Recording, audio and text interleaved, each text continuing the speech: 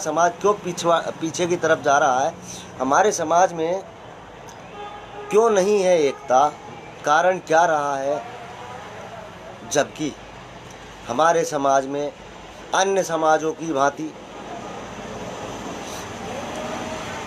नेता बहुत हैं। एक नहीं, हर शहर में आपको नेता मिलेंगे, हर शहर में नेता हैं, हर शहर में मंत्री हैं, हर शहर में एक संगठन बना हुआ है। लेकिन उसके बाद भी हमारा समाज अनपढ़ों की भांति क्यों नज़र आता है, क्यों अशिक्षित सा नज़र आता है। मैं उस पर कुछ विचार रखना चाहूँगा बिंदु, अगर सहमति हो तो आप शेयर ज़रूर करना। अशोक वर्मा जी नमस्कार।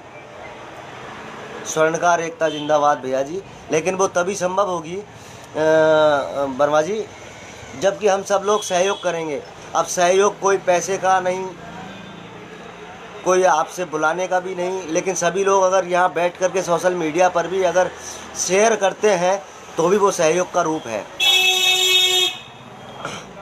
हमारे हर शहर में नेता मौजूद हैं, हर शहर में संगठन बने हुए हैं, परंतु फिर भी समाज अशिक्षित सा क्यों नज़र आ रहा है।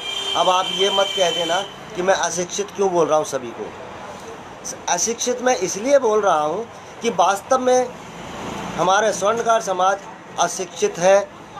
मैं इसकी एक छोटी सी झलक आपको देना चाहूँगा। झलक तो बहुत है, किताबें भर जाएंगी, इतनी चीज़ें हमारे सामने हैं, लेकिन आज तक किसी ने उन चीज़ों को हमारे समाज के व्यक्तियों तक पहुँचाया ही नहीं, इसलिए हमारा समाज अशिक्षित है। अमित जी नमस्कार।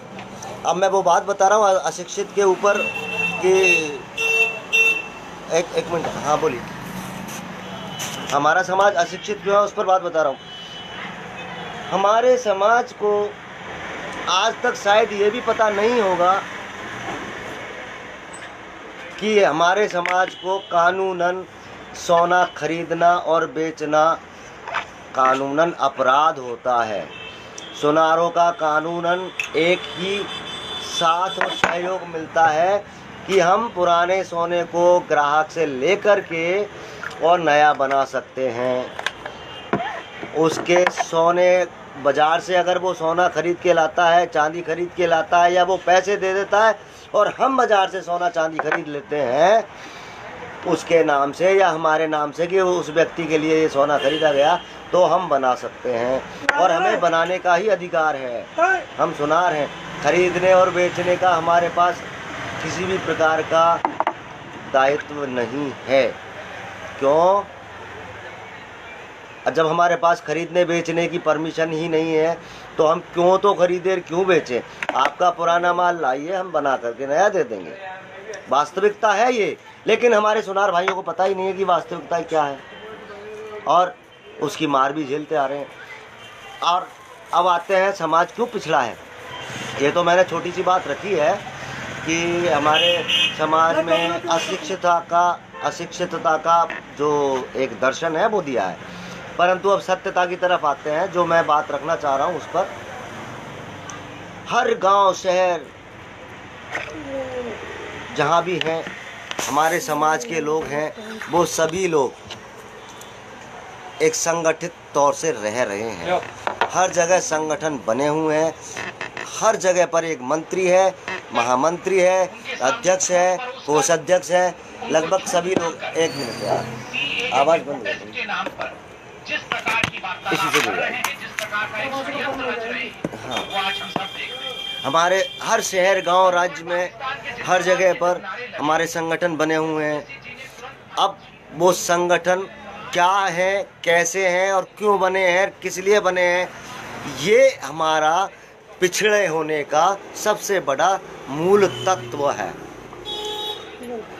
हमारे समाज के संगठन के जो नेता बने होते हैं ना, उनकी एक विशेषता होती है, और वो विशेषता क्या है कि समाज के मंच पर उनको माला पहना दी जाए, साफा पहना दिया जाए, तो वो नेता 1 लाख रुपए एक झटके में डोनेशन कर देंगे।